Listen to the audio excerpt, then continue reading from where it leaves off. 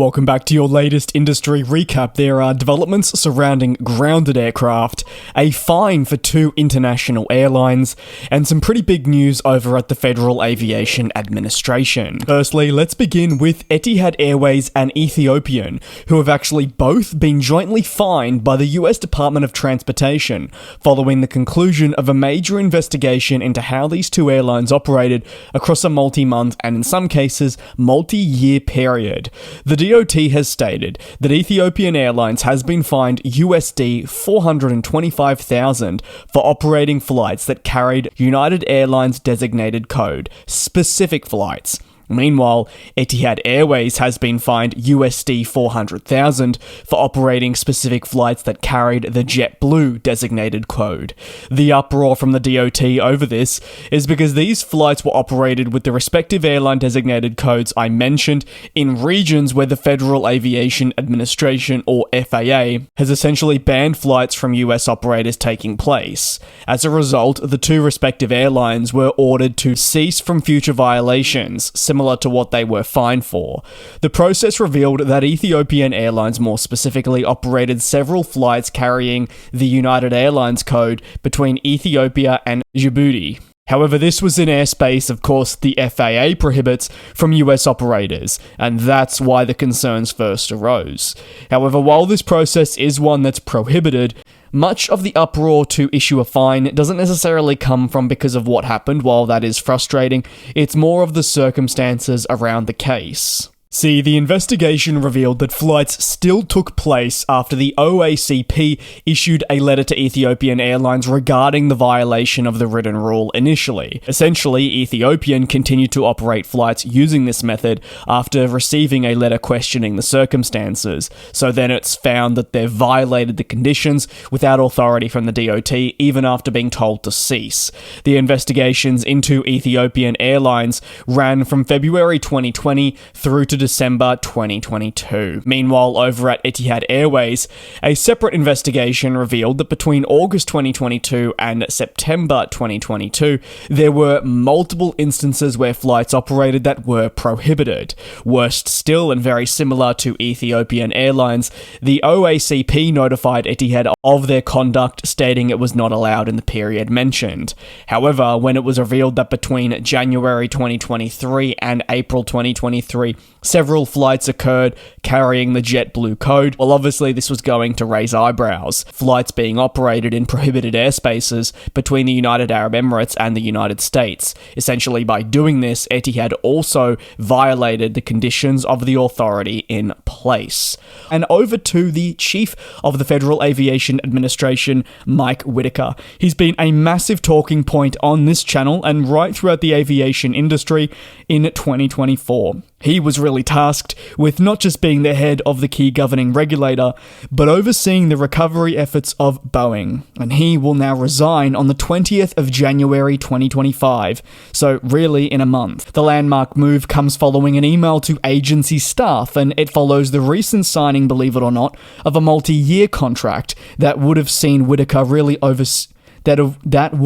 seen Whitaker oversee the entirety of the turnaround efforts at Boeing, which, again, I'll reiterate, have been a key focal point of his tenure thus far. Whitaker said in a written statement, "As I conclude my time at the FAA, my confidence in you to meet our safety mission has never been stronger.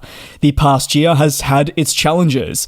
However, Whitaker believes that they're now formally on the right track, and I'm definitely looking at Boeing here to rebuild for the future and create a stronger business. That can also extend towards the FAA. He feels he's really been able to implement key practices to streamline the process at the FAA and become a safer regulator with a greater understanding on what's taking place across the industry. His term, which is ending following that initial signature, would have actually gone on for 5 years instead of the 2. The change, however, follows an election in the United States, which will see a switch in the administration. It isn't therefore uncommon when there's an administration change for several key corporate roles to also change. Mike Whitaker will just be one of the many that will be departing his role come the turn of the 2025 calendar year. Many onlookers and even those close to the FAA have stated that Whitaker has really acted as a breath of fresh air to the Federal Aviation Administration, remembering during in his very much short but also pivotal tenure, and his departure can be considered a sad one. While safe, the state of the US aviation industry was felt by many to be inching closer to certainly a breaking point, driven, yes, by a chase from Boeing to really obtain profits quicker than, say, a focus on safety, but also you're considering your labour shortages, outsourcing, supply chain disruptions, and so much more on top of that. For the regulator, it was pivotal that something changed before a plane went down and caused a substantial loss of life. While a lot of focus has been placed for Whitaker again on rebuilding Boeing, there were other fundamental principles that he needed to instill to ensure that it was his top priority that the US industry could continue its theme of not having major incidents and try and move forward in a safe manner for decades to come, restoring the faith that maybe some onlookers had lost. Of course, to a certain extent, there are also frustrations at Whitaker's departure, a mere months after launching a massive oversight program into the leading plane maker of the country, Boeing. Some would feel that he has unfinished business, and by not being able to see all this out, it could disrupt the overall process. The feeling is, though, at least Boeing is on the right track. However, the FAA argues that a lot of it is to do with Whitaker's leadership and key principles that he has implemented. As a result, the successor to Whitaker must continue with those qualities to ensure that no further slip-ups will occur, not just at the American plane maker, but really just the broader industry within the United States. Lastly, there's focus on Pakistan International Airlines, who have become the latest, forced to ground a substantial amount of aircraft in the ongoing wake of parts shortages. PIA for short has, according to fleet data, 15 planes that are parked with 32 aircraft, but actual sources state that 17 of the 34 total aircraft that they have are being grounded. It's more than what websites are stating. And this all stems from an inability to secure the required parts to operate safely. The aircraft affected range from the Boeing 777, with 7 of these units parked to try and cope. And this results, of course, in a pretty damaged long-haul operation, as these planes are your high-capacity variants, and well, if they can't get airborne, well, frustrations are going to persist. Meanwhile, the Airbus A320 family has also been affected, with 7 jets parked, and even for more regional flying, the ATR family are impacted too. Some units not being operational here either.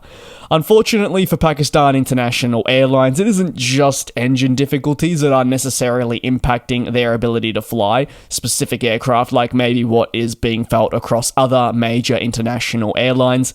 Instead, it can't secure things such as landing gears, APUs, engines, yes, and other essential components.